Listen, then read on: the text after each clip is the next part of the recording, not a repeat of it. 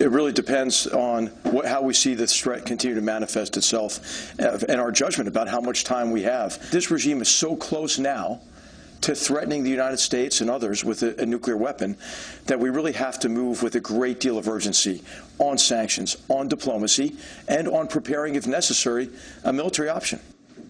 And then there is Iran, and whether that country is living up to the terms of its nuclear agreement negotiated by the Obama administration.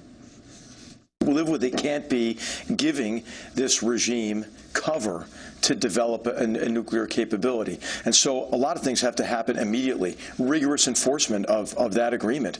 They're not just walking up to the line on the agreement, they're crossing the line at times. So there has to be much more rigorous enforcement of the deal, and we have to recognize the fundamental flaws in this deal.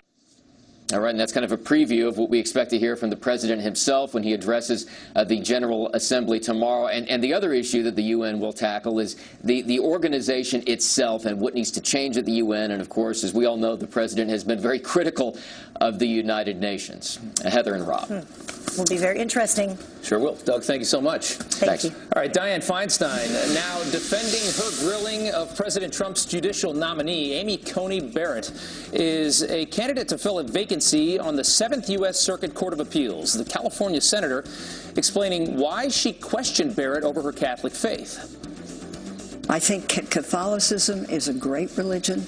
I have great respect for it.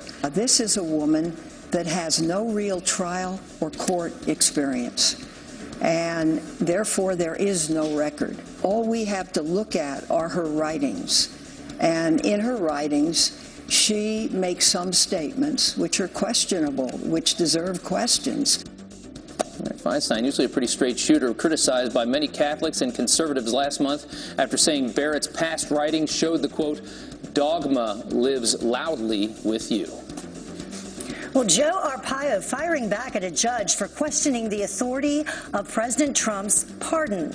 The former Maricopa County sheriff has not been sentenced, and a district judge argues that the pardon only dismisses the case, but doesn't throw out the conviction. I think that pardon said everything. So she wants to do it, okay, and then we'll appeal all the way to the Supreme Court. Arpaio was pardoned last month after being found guilty in Arizona for refusing to stop targeting illegal immigrants in traffic stops. All right, first it was Confederate soldiers. Now our founding fathers are being attacked, including the writer of our Declaration of Independence. The Dallas Independent School District now looking to rename 3 different schools bearing the names of Thomas Jefferson, James Madison, and Benjamin Franklin. The reason? District officials citing the founders' ties to slavery.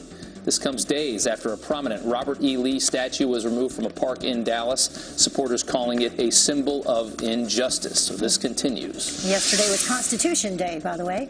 Well, today, South Florida students will return to class for the first time since Hurricane Irma. Power has been restored to most Miami area public schools, we're told, but some may not have air conditioning in the nearly 90-degree heat. Can you imagine that? Well, south of there, in the Florida Keys, some people are finally getting back to their homes. Parts of the Keys reopened this weekend with curfews enforced by police and National Guard. All right.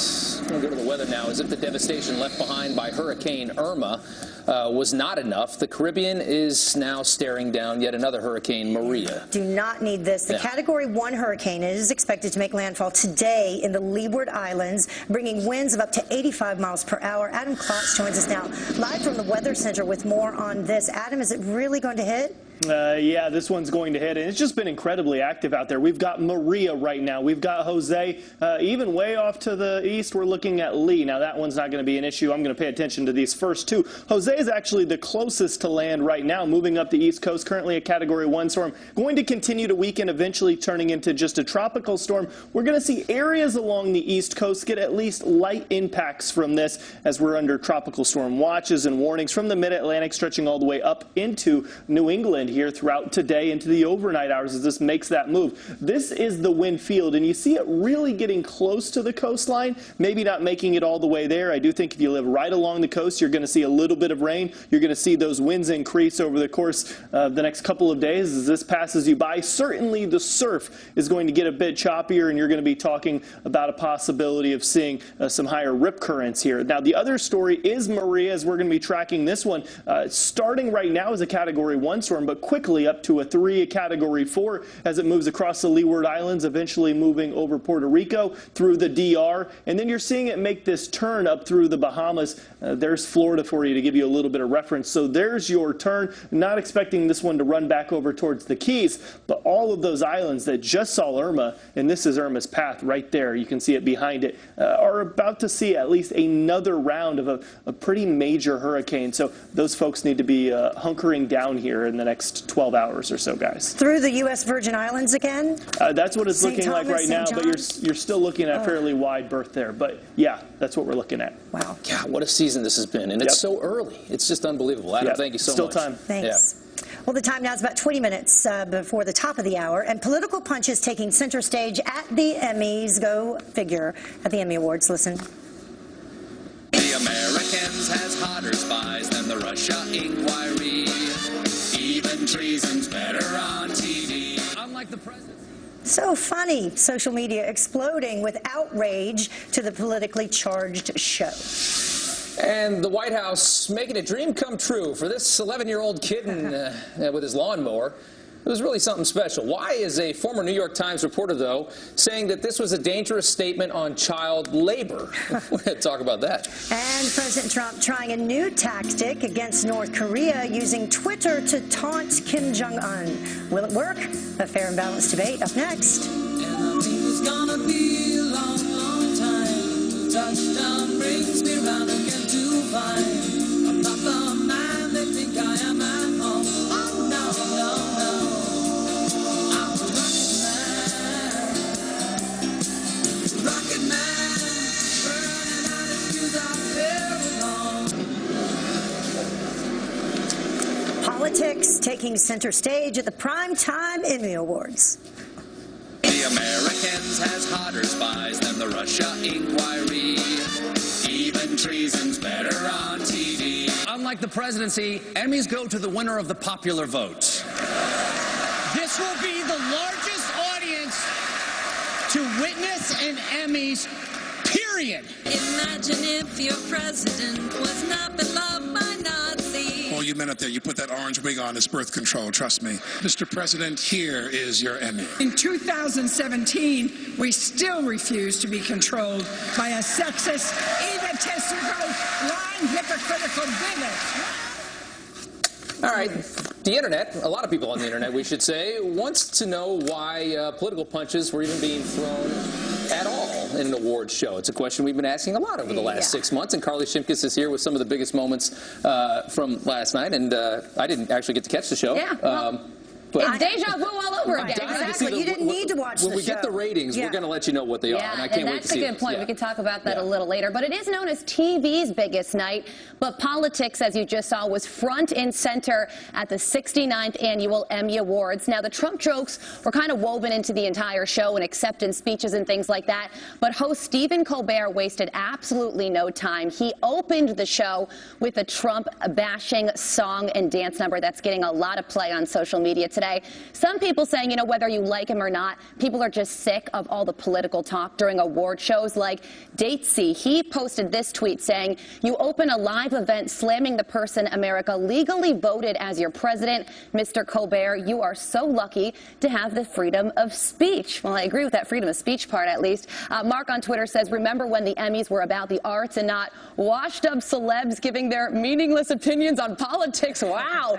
And then Heidi also chimed in saying, saying, I am the only one who feels like, or am I the only one who feels like we need to leave out the politics out of these Hollywood award shows. Now, about the ratings, Rob, you actually bring up a pretty good point there, because the ratings have been slipping year after year during the Emmy Awards. So it is kind of a risky move to be this political and possibly alienate a large portion of your audience. Yeah, you're only getting a sample of half the country right off the bat to pull from. It can't be good for numbers. Absolutely. And that's part of the reason that Donald Trump won the presidency. So. And, you know, let's talk about some of the winners. Melissa McCarthy was a big night for her. She actually won this award a couple days ago for her portrayal of Sean Spicer on Saturday Night Live. Travel ban is not a ban, which makes it not a ban. But you just called it a ban. Because I'm using your words. You said ban. Well, actually, Sean Spicer decided to become part of the joke last night. He came out on a podium on stage, and he, became, part of the Trump bashing thing, mocking the president for saying something about the size of the audience.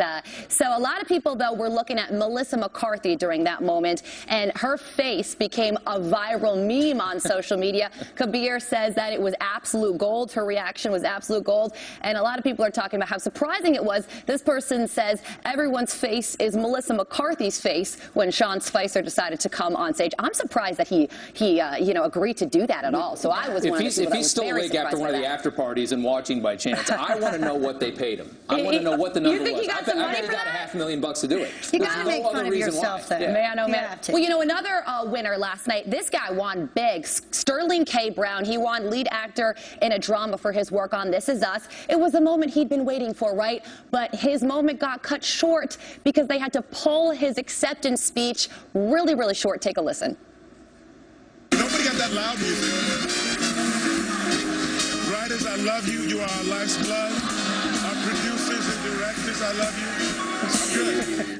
Oh, that's terrible, man. So a lot of people were talking about this towards the end of the night. Curtis says, does Sterling Brown get to finish his speech now? And then another person said, dear Television Academy, shame on you for giving Nicole Kidman 6 months to speak and cutting off Sterling Brown. We all noticed. So, speaking of Nicole Kidman, she also became a top trending topic throughout the night because of her acceptance speech. She actually mentioned only 2 of her 4 children during her speech. So she got a lot of criticism for doing just that. I don't know. Sometimes social media can be kind of a nitpicky place. Yeah. Maybe she had her reasons. So left out the children with Tom Cruise. Exactly. Okay. She left out the children that she adopted with Tom Cruise and only thanked the children that she had with Keith Urban. I mean, come on. They're very self-involved. So it's, I'm surprised she remembered the other 2. We'll give her she credit had so for that. much to think about for 60 minutes speaking. Yeah, that's absolutely right. Carly, thanks so much. Let's check in with Steve, see what's coming up.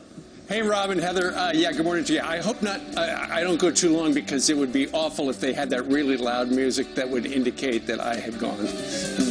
Kind of like that. As long as it doesn't get louder, I'll be fine. Actually, coming up on Fox and Friends, Kellyanne Conway, Mark Stein, and Newt Gingrich are going to talk about the news of the day along with Aaron Cohen. We got a busy 3 hours. Plus, we're celebrating Constitution Day on the Plaza. We got a busy 3 hours. Kicks off 12 minutes and 32 seconds right now. Right here on the channel you trust for your morning news. Fox and Friends First. Back in 2 minutes.